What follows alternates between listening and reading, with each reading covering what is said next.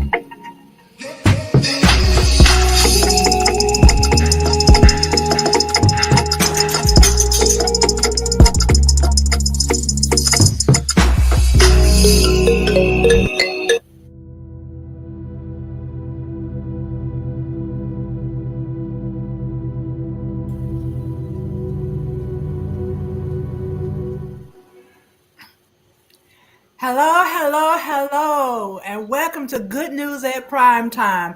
I am Sylvia Hayes, and I have my co-host, Mr. Reggie Drama. Of course, we do have a guest here who I will introduce later. But welcome to Good News at Primetime. We have a fantastic show today. We're going to be talking about history, his story, and our story. We're going to talk about the real story. We got his story and the real story, all about our history, and so much of it they want to hide. But in the meantime, we're going to talk about some good news. Good news today is my book, Power Thoughts. I am a published author, and this is my book, Power Thoughts. It encourages you to be successful in life. Very powerful book, and you can get it at lulu.com. Lulu.com in the bookstore, and just search for Power Thoughts by Sylvia Hayes. Of course, you can get it at other places too. All you have to do is just Google the book Power Thoughts by Sylvia Hayes, and you can get it. But today we're going to talk about, again, history, because our history has been covered up and a lot of people don't know their history. So when you don't know your history, you are doomed to repeat it. And with me today, we're going to have my co-host, Mr. Reggie Drama. How you doing, Mr. Reggie? You're muted. I can't hear you. I think I'm unmuted now. What's up, family? How y'all doing out there? This is Reginal, the peopleologist, and there's nothing I like talking more about than the untold story. His story versus our story. And when you have been listening to the hunter tell his story for so long, the rest of the lions start to believe what the hunter says is true. So, we're not trying to change some things, but we're just trying to enlighten some things and bring some things to the forefront. When we look at us as a people, black and brown people here in America, we have to ask ourselves, even if you just started with the last 400 years, you have to ask, what were we doing? We had to be doing something other than just picking cotton. Okay, for 400 years, if you just stopped at 400 years, you say for the black folk here in America, for the last 400 years, what have they been doing? And if you looked at the narrative that's been, kind of etched into our minds, you say all they did was slaves, pick cotton, they ran away every now and then. But there's a lot more. And if you look 1,400 years ago, before any of the explorers from Europe came over, you start to ask, what were we doing then? So, we got some questions, and I know we got some answers, and we're excited. Right. And our history didn't just start 400 years ago. It was way before slavery started. And so, Ooh, yes. Yeah, but, they only start during slavery. That's when they start telling our story. But we did a whole lot before then, a whole lot more. And before we get started, we're going to bring on our guest, Mr. Hobby Hawani. Hi, Mr. Hobby. How you doing? Hey. I'm doing quite well. We talk about truth. We all talk about true truth. The TT, true truth, So I'm going to give you the perspectives of truth with America in terms of the Native Americans and the people here before the settlers and the slaves, and how everything came about where the truth is hidden or lied. Because we must look at how this whole thing came about in terms of critical theory.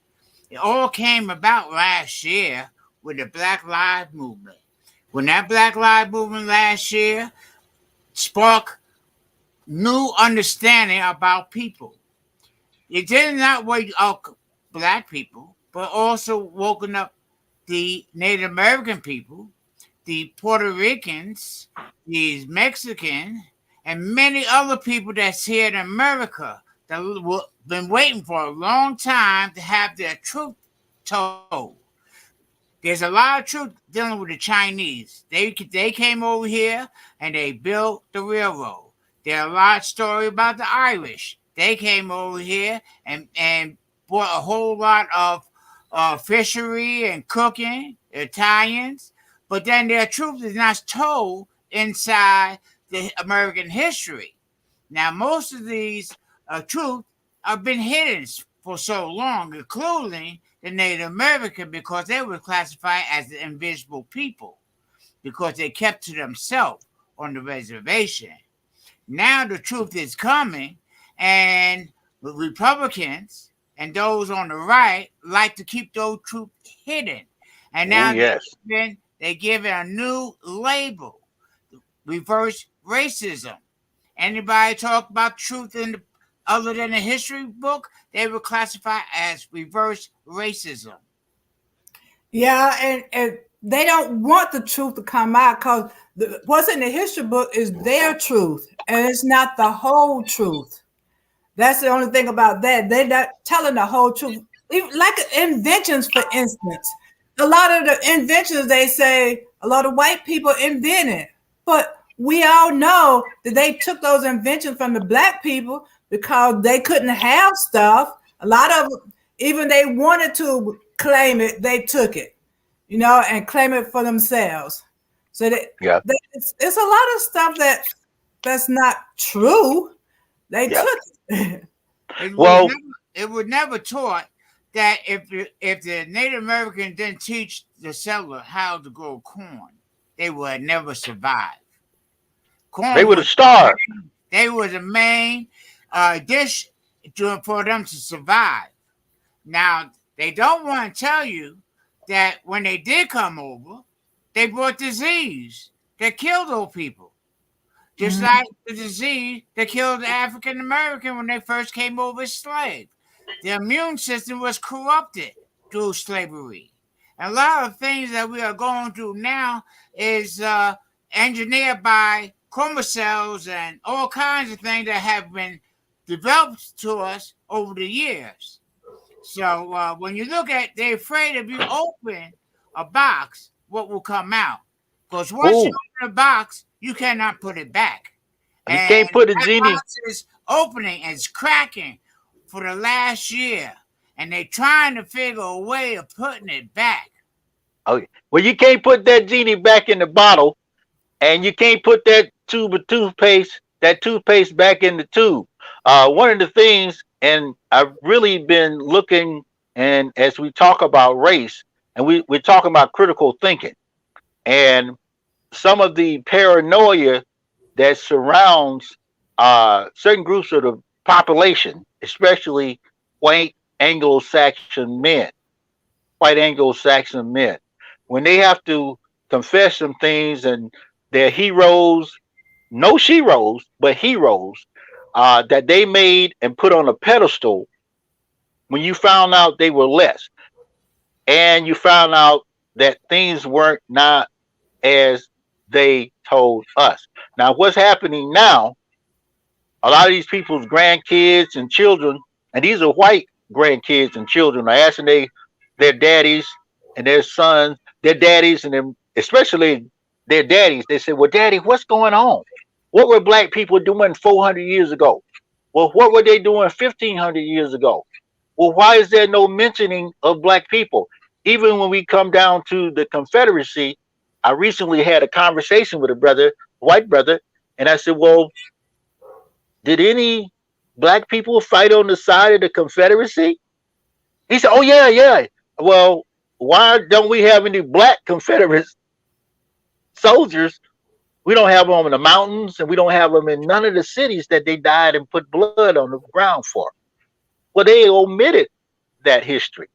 They deleted it purposely to ensure that when you thought about your history, especially as a black or brown person, you only saw what they told you. You was a slave.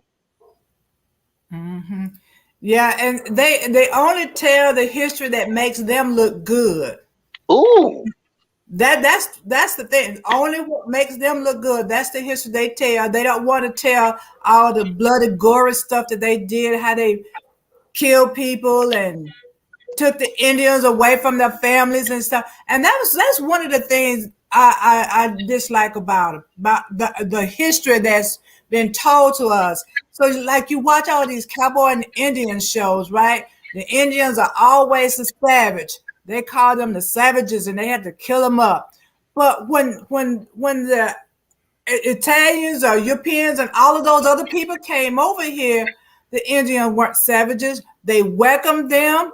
And then when the winter came, to keep them from starving, they showed them how to plant food and harvest and all of that kind of stuff. But then they got greedy and they want to take the Indians' land. So that's the problem right there. And then they start killing off the Indians. And if the Indians fight back, they're savages. Then they said this was their land. Do you know everybody had citizenship except the Indians? And this was their land.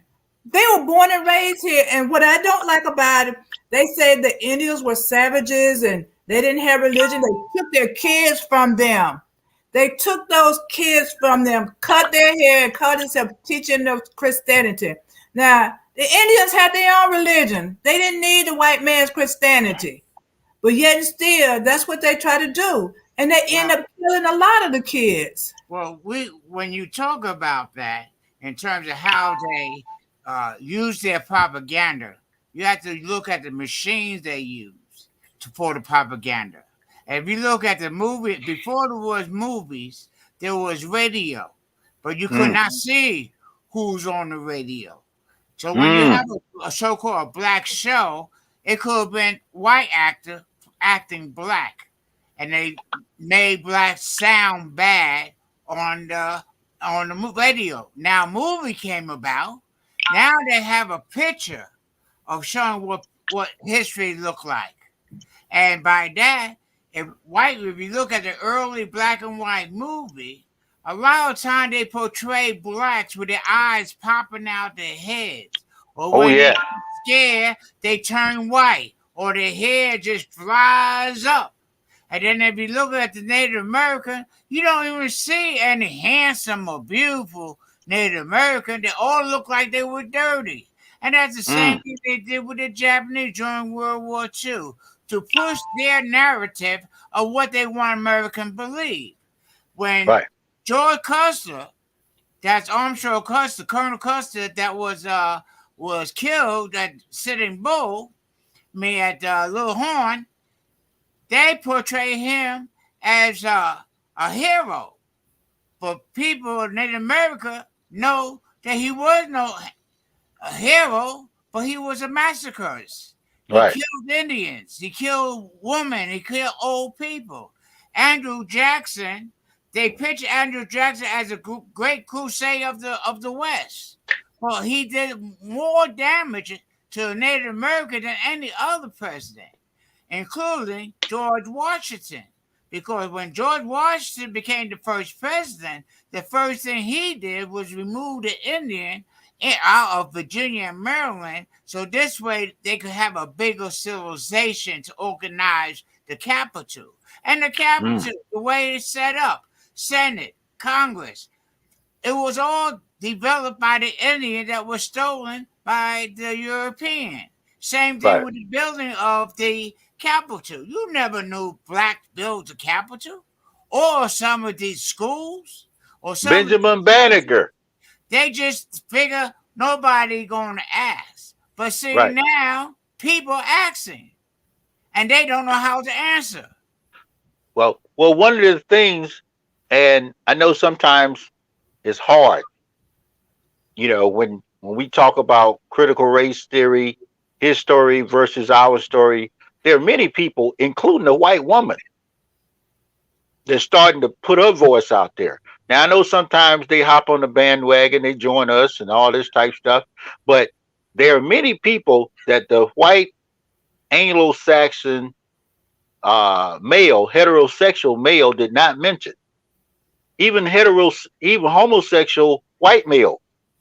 When you get homosexual white males and the white females starting to come out and say, we were doing something other than being subservient to the white Anglo-Saxon male. When you look at a lot of the laws, a lot of the rules that were put in place, now they have to feel real bad about not being a part of it.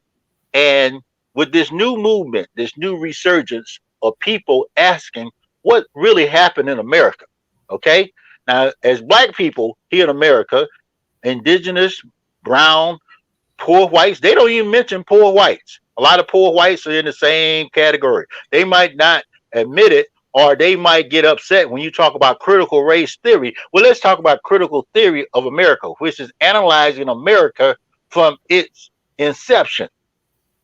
I mean, checking everything, questioning everything. I'm talking about religion, even when it comes down to putting white people, well, one in particular, one white male in the church under Christianity that white people use as a beating post to move and motivate black folk into worshiping a white savior.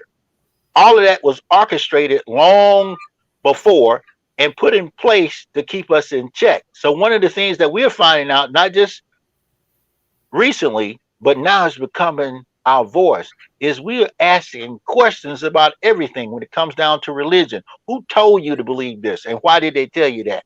When it comes down to who you are, where you come from, who told you that, and why did they tell you that? Even when blacks first started to leave America during World War II, that was one of the first times that a massive amount of black folk left America. They in World War II. They was going into Europe. People was looking at them because white people from the United States of America was telling them, well, you know, they got tails. Mm-hmm. That's why we kept them captured, because they're animals. So Europeans in France, Germany, Spain, Italy was actually looking at the backsides of black men to see if they had tails. Yeah, This was the type of. When Go ahead.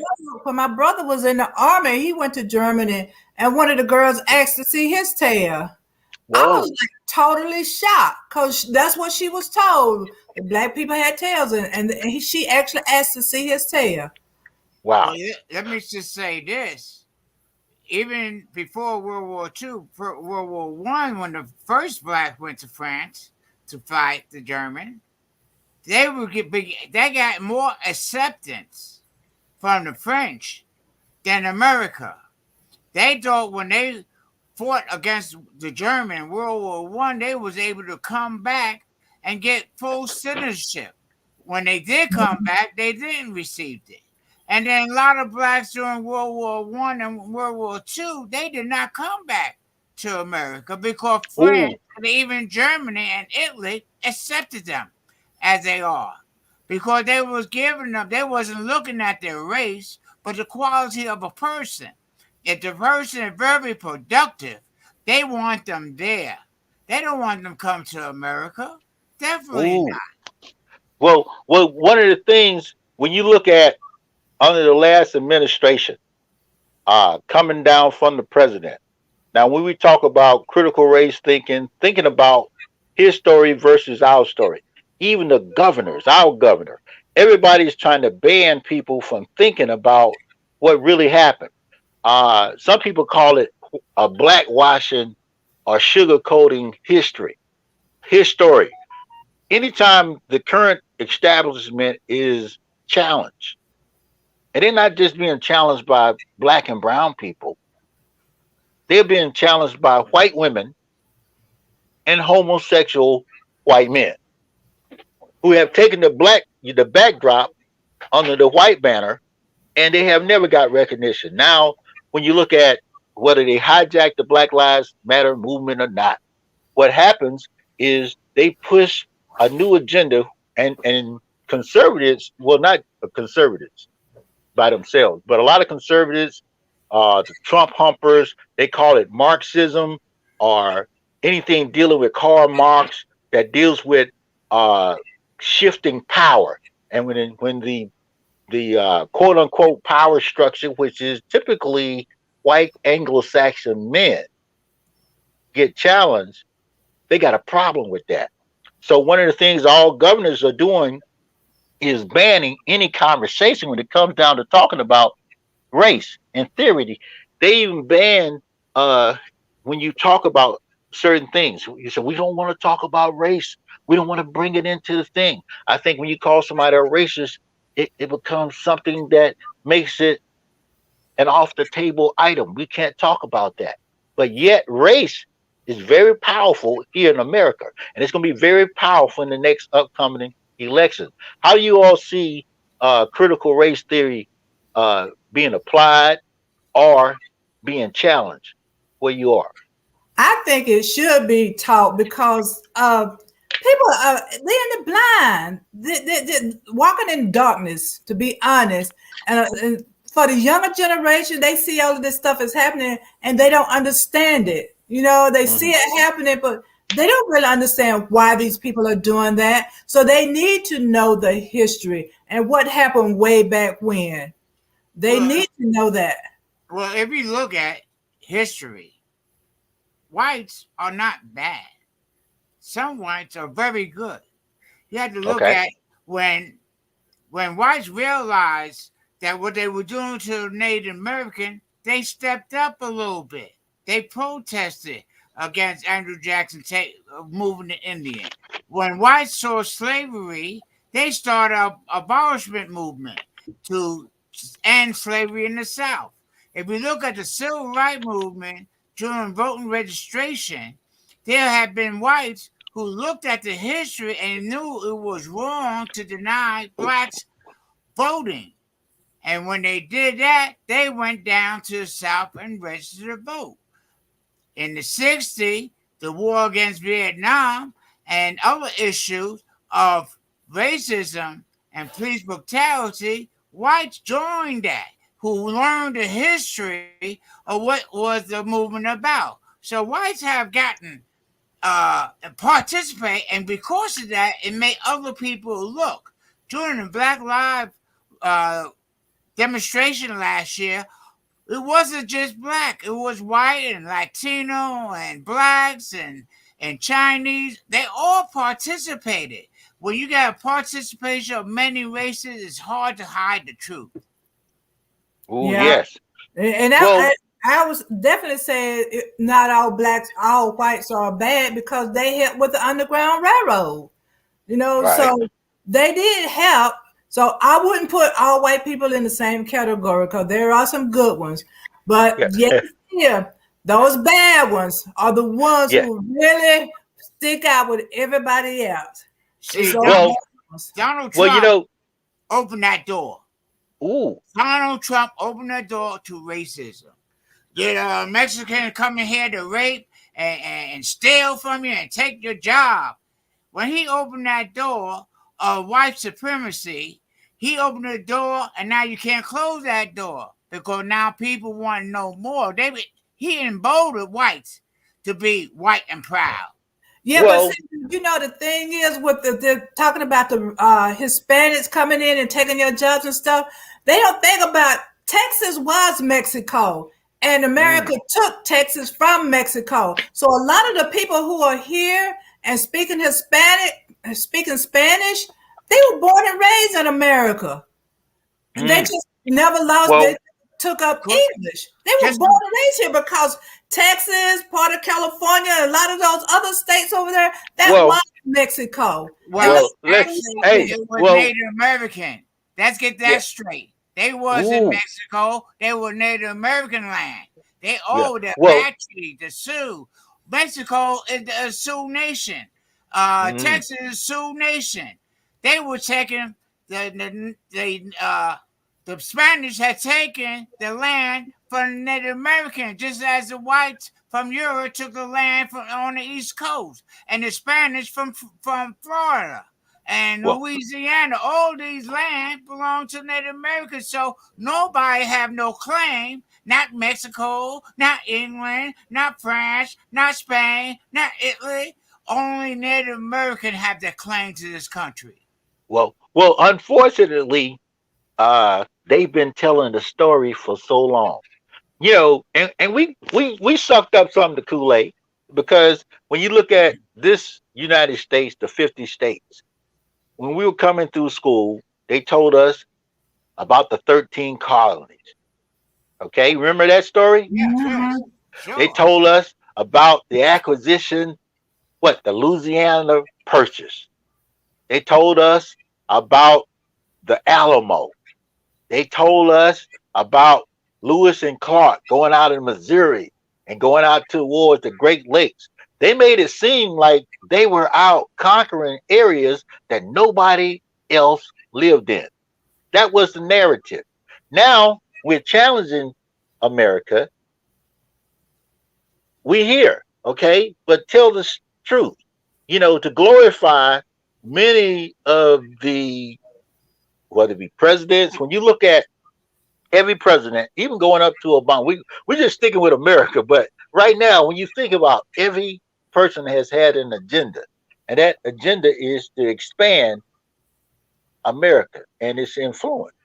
Yeah, Lewis and Clark even messed over the Indians. Yeah, but we were told that they was trading with them, was trading squirrel with it. They weren't telling us the true story. Well, not that well, we have to put some truth in the conversation. If you want to hold this experiment that's called America accountable, you have to deal with some of the underlying issues that were perpetrated. And what's happening now, people are challenging these establishments. When you look at a lot of the things and the problems that we have today, when you look at things that are built into the system, I'm talking about built into the fabric of America, going back to the Constitution of the United States of America, things that were built into the fabric that moved and motivated and put Anglo-Saxon males into the number one position. He's got freedom, he's got rights, and he's got other opportunities that everybody else don't get, including the white woman and the gay white male. So you know where the black, the brown, the indigenous, and everybody else fell in line at. Now, America's got a problem because the ancestors of those Anglo-Saxon white males are starting to ask questions. When you see the great-great-great-granddaughter of, I think, General Lee, making sure that his statue is taken down, that's she has some questions. When you see a lot of the things that are happening now are being pushed by other people other than black and brown people, because now they've looked at America. They got questions. They're like, Mommy, Daddy, why did you lie to me for so long? Why did you tell me that Abraham Lincoln never told a lie? Why did you tell me, Mommy, Daddy, why didn't you tell me that Woodrow Wilson doing what they call Red Summer, when they massacred and lynched so many black people, that he actually showed a film called Birth of a Nation at the White House. And I'm not talking about. You mentioned in Red Summer, during that time, I think it was like 23 different cities had race riots. Lit them up. Atlanta too. Yeah, I just found out about St. Louis, East St. Louis. They had one too. And it was because they didn't want them to be successful. Also, they went to the media and said, do not cover those places. Because if you cover those places, you're going to encourage other race riots in terms of across the country. So a lot of the race riots during that time were not covered by the news media. And it took a bombing and killing little children in Mississippi that forced the coverage of the civil rights movement. It always takes something dramatic to happen for this to be covered by the media. Because the media going to continue to hide the truth if they ask to hide the truth. Well, he's going to tell his story. That's why Donald Trump said it's fake news. Anything that talk about the truth is fake news. So they're looking at the history book and they say, we want to rewrite. We want the true story. They said, well, there's not true story. It's just fake news in the book. And this is how they combat the true education of people. Yeah. Well, let's go back to the religion thing. I know you had mentioned religion. A lot of the stuff they did was in the name of Christianity, because when they was taking those children from the Indian families, it was in the name of Christianity to teach them, how to be Christian. all these years they've been on this planet, they had their own religion, but all of a sudden, when they come over to this country, they decided they were savages and didn't have a religion. And they had a religion. It just wasn't Christianity. Christianity wasn't exactly the best thing because some of that stuff was written there by the Catholic people to empower the enslavement of people. Basically, that's what you want to say because it tells the slaves to obey their master and all that other crap. But then when they brought the Africans over, the Africans had their own religion, and they was forbidden to practice their own religion. The Indians had their own religion. There are a whole bunch of other religions that Christianity and stuff was crap. And then they want to say that, they portray people like in the movies, Cleopatra. In the movie, she white, Lily White, but Cleopatra wasn't white. Queen of Sheba, they portray her as being white. She was black as berry. It's in the Bible. No, Moses' wife, she was Ethiopian. Queen of Sheba was the queen of Ethiopia. These were black peoples. And the Bible says that Jesus he had bronze skin and woolly hair. But Michelangelo used his cousin to portray Jesus white, so everybody thinks Jesus is white because Michelangelo painted him as white, but that's not what was said. Well, let me just say this one bit what Miss Sylvia was saying about religion and colonization. The first thing they always send into a new world are the missionary. First they send the missionary, then they send the military. That's how they work. First, they try to reintoxicate the people to accept Christianity, and then they bring the military over. Christopher Columbus, when he went to the islands and said, "This is a new land," they had monks and priests on the ship, and they left them on the island to give them new training about Christianity. The next ship that came to the island was military soldiers. So that's how they conquered. Even in America, they send the Christians over first, and then they send the military to protect the Christian. Well, when we look at this whole thing, and this is something that the white Anglo-Saxon male won't even bring up. Even before they brought women to this coast to confiscate and take over, there was white Anglo-Saxon men on those ships. They were pagans. They didn't have a God. You're right. They didn't have a religion. Only thing they counted on was themselves. And then when they came over and found the peacefulness of the Native Americans, they did whatever it would take to motivate them to believe that they was down with them. They smoked the peace pipe. They did Thanksgiving dinner with them.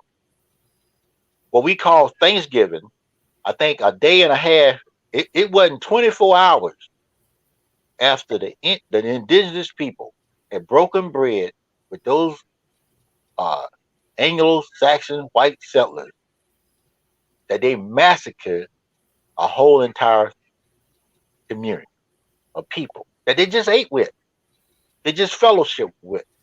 Now, fast forward, when it came down to getting black and brown people, black folk out of Africa, when they found out that the black people were out in those fields for 16 and 18 hours a day, looking up to the sky, praising something, they said, you know what? If we can control who they worship, we don't even have to use the whip. Okay? So somewhere around the 1500s, somebody came up with that idea and put that in them, and they started anything that was pagan became what we call in America Christianity. Christmas. We said we're gonna give them a day to celebrate. They worship, and they didn't call it Jesus or Yeshua. If you look at the comparison of black deities, many of the similarities that are in what we call, unquote, the Christian faith are right there.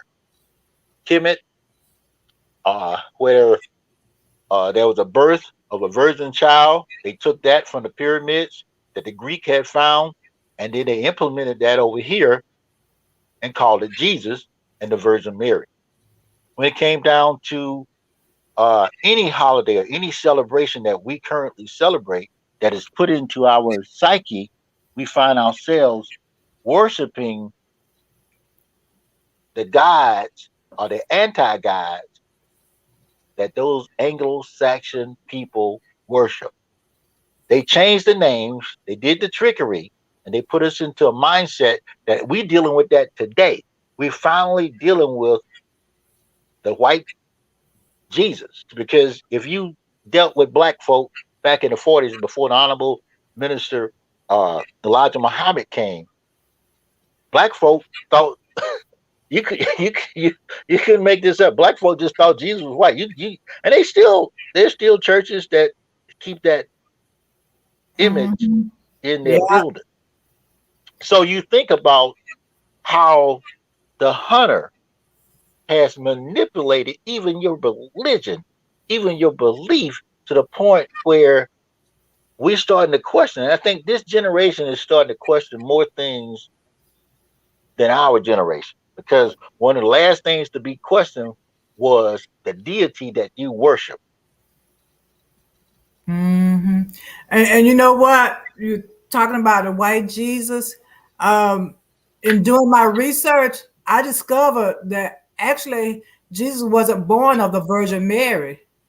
He Mary was actually raped by the Romans, and she got pregnant, and Joseph married her to keep her from being killed. And actually, Joseph was her uncle. And when they say that he touched her not, that was because it was his niece, and he was trying to keep her from being killed. You know, a lot of people are going to try to stone me for that, saying Jesus wasn't born of a Virgin Mary. But if you do your research, because I took a Bible class, you know, and I do my research too, and I found that out that she was raped by the Romans, and Mm, uh, and that's how she got pregnant. But everybody gonna wow. say she was the Virgin Mary. Well, again, that challenges the status quo that was created by the white Anglo-Saxon male.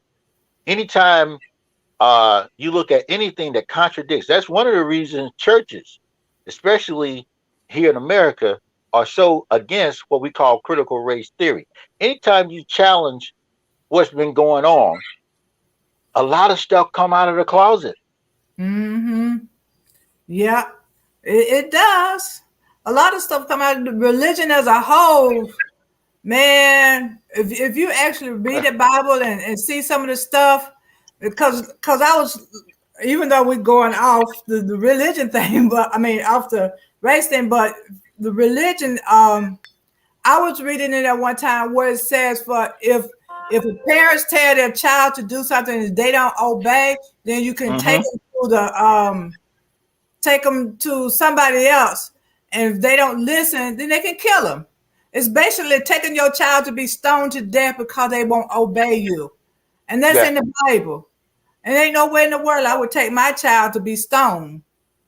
You Well, know. Well, well, as I was in the Catholic school, grew up as a child in the Catholic, and when I told my parents that I wanted to change my religion to Islam, it was like a slap in their face.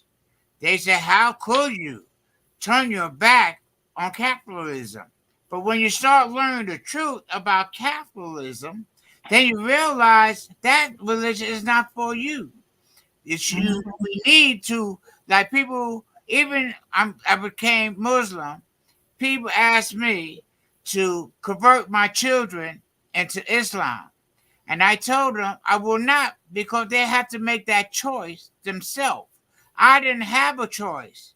In those days, baptism was the choice of the land. When you have a baby, you got to baptize them into Christianism. And so that's how they able to spread Christianity around. Even when they go into early parts of America, the first thing, once you baptize a Native American, you gave them an English name. Oh, some the one name is Indian, the next thing you know, they Michael or Whoa. George or Sam, because this is their baptized language. This is a baptized name. They change your name.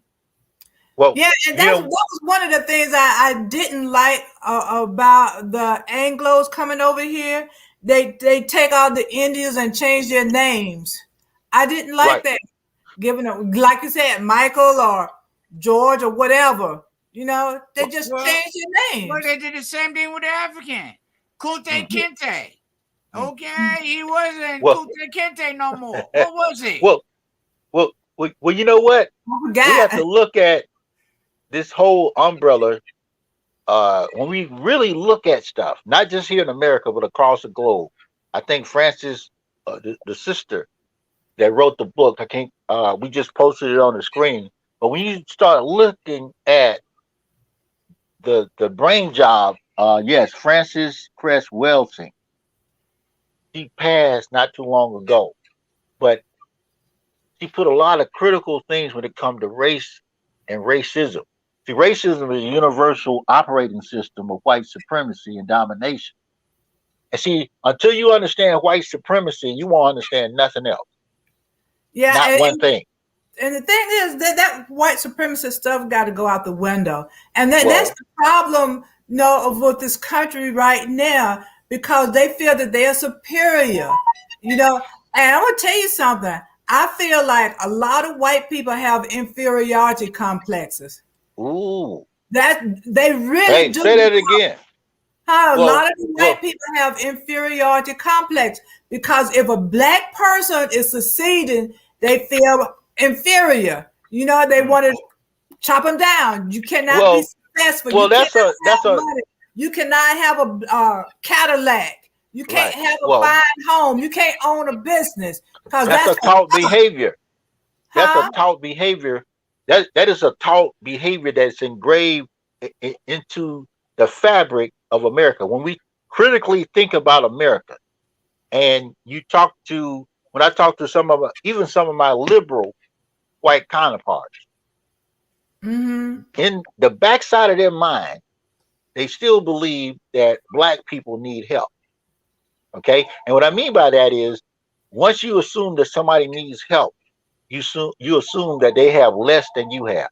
Okay, so if you assume that they have less than you have, it starts with everything else is included in that. They have less intelligence, they have less resources, they have less give it up and go. So we have to be the great people that come to their aid. That's how Christianity or the worshiping system became influential, not only here in America, because this was an experiment that was duplicated in other places, Belgium. I've seen a lot of people who were smarter than some of these white people. I'm going, these dumb white people. I've said that a bunch of times. It's a lot of us. They're smarter than them, and they got a system. They have a system, which is white supremacy, which is built on everything. When you control the way people look at science, you look at the way people look at history, the way they look at everything. When you don't see no black scholars, you ignore everything that black people did in Kemet with math.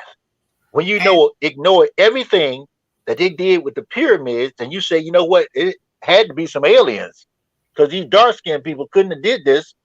When you look at everything that's been out, and these people will rather say something came from another planet rather than give you credit. Yeah, I just want to bring something up. And this is the news. This is yesterday news. The Haitians are stuck in Texas, and they use horses to beat them back. They whooping them. Yes, they use horses and whip by the guards there, by the border police. They didn't use whip or horses on the Mexican when they came across, but Right. because these are Haitian dark-skinned people, they Well, use horses oh, oh, and oh, whip, and that will well, remind you exactly what they were doing to the civil rights in the 50s and well, the 40s and the 60s. So there. now people are looking at that and asking Mhm. question. Why Oh, are they well, using horses and well, whips on Haitian well, black people then they didn't use it on the Mexican? well. You got to understand something about Haiti.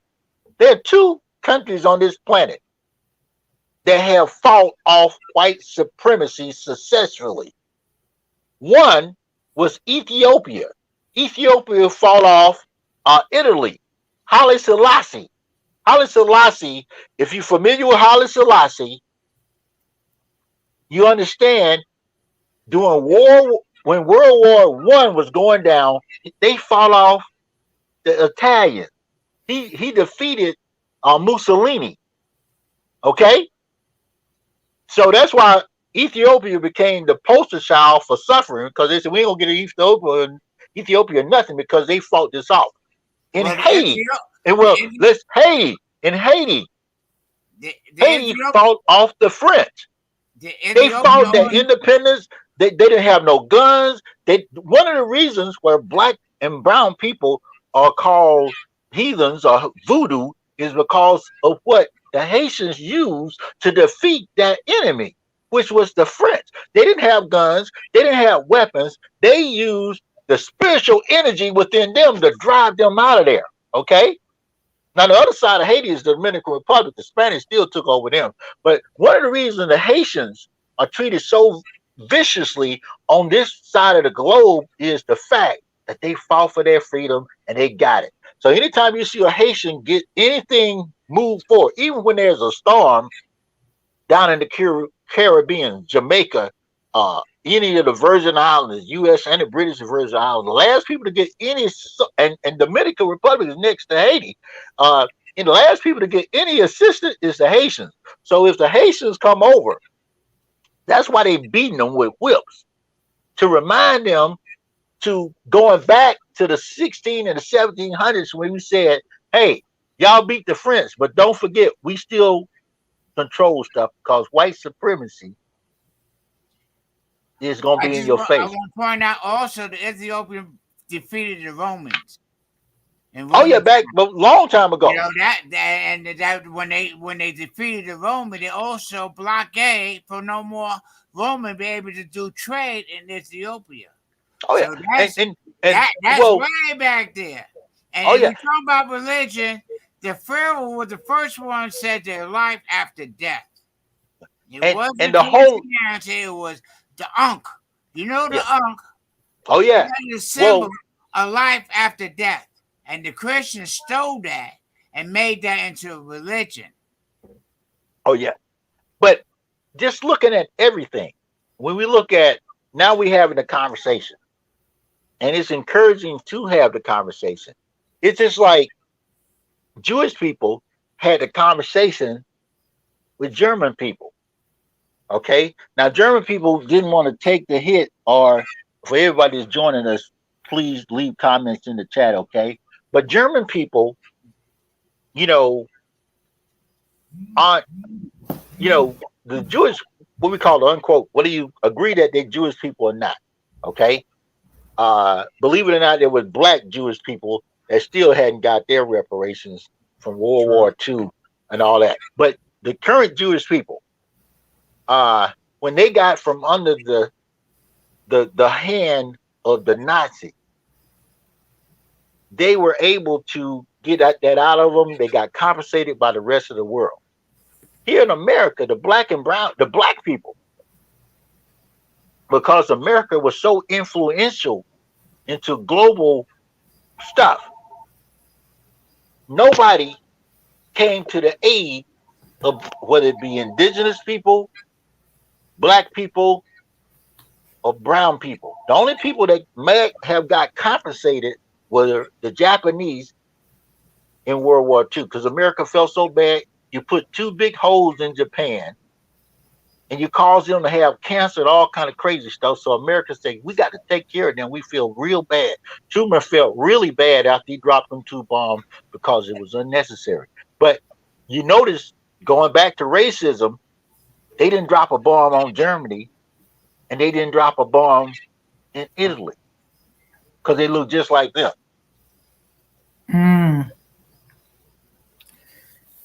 I don't know. So what do y'all think? You think they should teach critical race in their schools? Well, I'm gonna tell you, everybody's got a different side of when it looks at critical race theory. Critical race theory is examining. We just take race out, okay? It's examining the practices of this country, okay? And when you're examining the practices of this country, well, and for some reason you have to include white women, gay white men, black folk, indigenous people, and everybody else. Because if you just say black people, you know, we tend, even black people have a different relationship when we talk critically about what white people have put in place to keep us down. Even when you go look at neighborhoods, when it comes down to getting bank loans, when it comes down to getting a house, a car, your credit report, all this stuff is still enslavement practices that we have to endure. Okay. Now, one of the things that we have to be sure and be clear about is defining that we don't want to change history. It really doesn't matter to us about taking these statues down. That's not going to help black folk. You can take it down. You can knock down Stone Mountain and tear up Mount Rushmore. That's not going to help. That's not going to help black folk. What's going to help us is to deal with why you did that in the first place, and why you continue to do those things. And see, I look at it. I say when you teach critical theory, you teach it in the area that you're in. Midwest is different history than the East. Southwest is different from Northwest. So there's a history in each part. Now, you know, like in a lot of places, they didn't have African American or Negroes or blacks in their area, but they have Native American culture that's been there and been there for a century. So I think critical teachers should look at the area in Washington State or Dakota or Colorado and look at the true history of that state and the true history of those people. Yeah, I think the true history should be taken because they really depict black people are lazy and don't want stuff. The thing is, they won't let them have things. I mean, you take the redlining, for instance. You take all people and put them in one certain area. And that's what happened with Tulsa. They put all the black people in that area. Now, when those black people start thriving, having businesses, their own business, their own banks and everything else, they were able to buy these nice, fine cars. But what happened? People across the railroad track didn't like that. They didn't like seeing all these black people thriving like they were. So they had to do away with them. And that's what that was about. And the same thing was in East St. Louis. Those black people were coming there and getting those jobs, and they didn't like that. They didn't want those black people having those jobs. So a race riot, they come up with something, burn the city down. Hundreds of people killed, you know, because of jealousy. They don't want the black people to succeed. And that's called. And I heard one guy, he really ticked me off and said black people were jealous of white people because they have generational wealth. I'm going, duh, you got generational wealth because the black people gave it to you. You got all of your wealth from the black people. They are the one who worked their butts off for you to have this generational wealth. And you're going to say we're jealous? No, we just want our share. We don't want you to continue to take our stuff. Like they took the land from the Indians. They take the land from the black people, come up with anything to take their money, take their property so they won't be successful. Put them in jail, kill them up, like their cars or stuff like that. We just want to be treated equal. The problem is they think we're going to retaliate.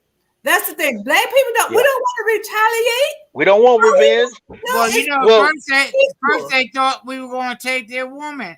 You know, Uh-oh. they were afraid of that. You know, shoot, you blacks gonna start taking my woman. Yeah. You know, and that Well, was the biggest scare. That's why so many black men was castrated. well, Because they well, show you can't put that thing in everybody. Instead of Yeah, you but, know George Washington Carver was castrated as a kid. ooh, They yeah. castrated him to Well, keep him from having sex with the man's daughter. Six, well, 7 years old. And think yeah. he gonna Well, do something.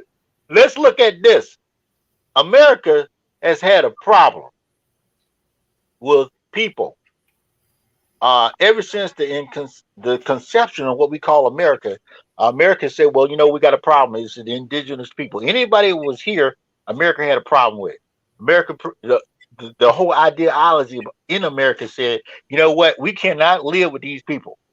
Okay, we done came over here. They done gave us food and fed us, but we can't deal with them. We're gonna get them out. We're gonna kill them, eradicate them. And the same thing happened when they got all the indigenous people is pushed as far as way as they could. They started saying these slaves, these people that we bought here, they are becoming a problem. After the Emancipation Proclamation, America had a problem. Black folks still here. And when they said black folk are still here, what we gonna do with them? We got systems in place that if we don't kill them, get them rid of them. They at first they say send them all back to Africa, send them to Libya. You know, right now you can get citizenship in Libya and Ghana. All that goes back to Lincoln days. Now, fast forward, America's got a problem. These people that you brought over, however they came over, the psyche of the white Anglo-Saxon male is saying he knows he's dying out. He's saying to himself, how can I maintain white supremacy here in America? Okay, I got a problem. Not only are these people asking for stuff, my sons and daughters and grandkids are sizing up with them. They challenging me in the household. So one of the things we have to look at and we have to ask ourselves as we have conversations with different people, we don't want to take over the world. We don't want to get nobody and put nobody in check. We just want our piece of the pie. Okay, America is a nice place. We just want our piece of the pie. You ain't got to close the door. You try to close the door, and with all the rules, I don't care how high you make the bar, we gonna jump over it. I don't care how much concrete you put on the front door, we gonna get through it. So, in closing, what do you all see? You know, I love America. But what can we do? One thing that we could do to improve the conversation or the whole initiative when it comes down to not holding back black and brown people and telling our story the way it is and not making us look like we are bad apples for America. We good for America. Black folk are real good for America.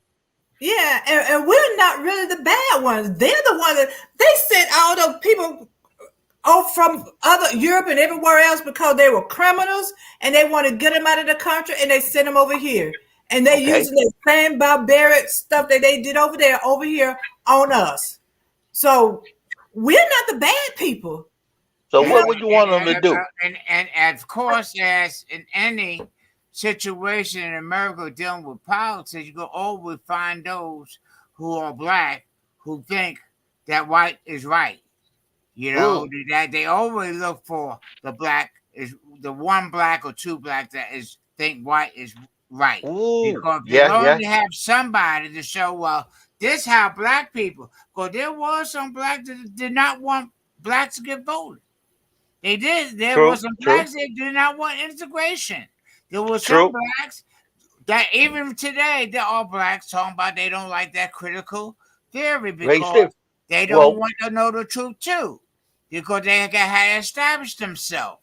But we seen it during Black Lives Matter. As long as you're black, it doesn't matter what you know.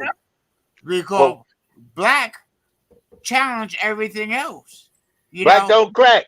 Well, you know, in closing, we have to just say that I think we all have to look at and equally weigh some degree of equality when we look at each other. I can't discount just like we did this show tonight. I just can't hold my hand over the camera and say Hobby wasn't here and Sylvia wasn't here. I'm gonna just tell the story the way I want to tell it. And that's what America has done. And by doing that, they've ostracized and put people in different categories, especially black folk, and put them in a situation where now you got to deal. The chickens that came home to roost, as Malcolm said, and you got to deal with this. You got to tell the truth, and you got to stop lying on us, and you got to break down some of these situations that have kept us enslaved, entrapped, and in prison. The next generation, our grandkids, that's what it fall down to. When you start bringing this education, you start with the grandkids, the 2 and 3 years old, 4-year-old are born during this period of time. They're going to progress to where the truth definitely come out, because the new grandchildren, like all grandchildren, I used to be a grandchild, and I became a parent and had kids, and now I got grandchild. And they learn that my grandkids always ask me, how was the civil rights movement? What was it like protesting in your days? And to be able to tell the real truth. Well, there were dogs there. There was water holes and firemen and brutality. So the next generation, which is our grandkids and our great-grandkids, will have a whole new story as long as we teach them the right story. Yeah, and I know we got to go, but I just got to say we got to just stand strong and don't regress. Keep moving forward. Don't let the oppressors continue to oppress us. We got to stand up. That's what I got to say. Got to stand up. It can't continue to go on, because that's not life. Making people unhappy. Because like I was in St. Louis this past week, and it is sad to say that I was actually afraid. I went to Walmart. I was the only black person in that store. And literally, I was afraid for my life. White people say they don't want to teach race. They don't want to teach this race theory thing because they don't want their white kids to be embarrassed and shamed to be white. But what about me being afraid to be black? Well, I love it. I love being in Walmart with all white, because I know they're going to stay 6 feet away from me. Well, I know I don't get no COVID. When they see you come in the door, they say, one of them coming in, and they're going to stay there distant. So I'm COVID free, besides I got my shot. But it has to be taught. People need to understand what's going on, what's this doing to the black psyche. Because more people are getting killed just because they're black. That's a psychological damage right there. And versus just being embarrassed. I mean, I'd rather be embarrassed than live in fear. Well, I think white embarrassment, because of a lot of the shames. I think this new generation, one of the things that all people are doing, we say America's a melting pot, quote unquote. One of the things America, the younger generation is embracing this change. Okay. Now, some of the old heads, some of the people that are locked in, even black, brown people, some black folk are locked in. I don't want to talk about race, exactly. and they was running them out of town on horses and all this type of stuff. And many whites, but the younger generation, I think that's the generation that's going to bring the change. They're going to really see everything's going to be challenged. Even the political parties. We only got 2 parties, Republican and Democrat. That's going to be challenged. We challenging everything: the educational system, the religious system, the political system, even the way we do business. Industry is being challenged. So all this stuff is being challenged, and that's going to put America, this country that we currently live in and we will die in, and we will leave somebody else here. They will come up with a better way of doing things. Mm-hmm. I hope they will. They will. In the meantime, we're going to say thank you, Adrian Coleman, for producing this show. We really appreciate it. And next week, we don't know what we're going to talk about. but it's going to be good news. Yes, it is. And I'd like to thank both Sylvia and Reggie for inviting me on the show. Thank you, Mr. Hobby. I'm always open, except the next time you invite me, I'm gonna have a better background. You know, y'all got. Oh, you got a good background, I brother. got no background. This is my office. You know. Hey, that's all right. I see This is Obama. where I You got history back there, you know, brother. So I'm gonna have to Yeah. come out with a better background. I see Miss Sylvia background. Oh, you know, serious. Hey, she don't tell us how to get a good background. You know, you see mine. It's all white. You know. So next time I come on show, I'll make sure I have me a nice background. Yes, let's do it. We love you. Peace and blessings. Peace and blessings. And just Good remember. morning.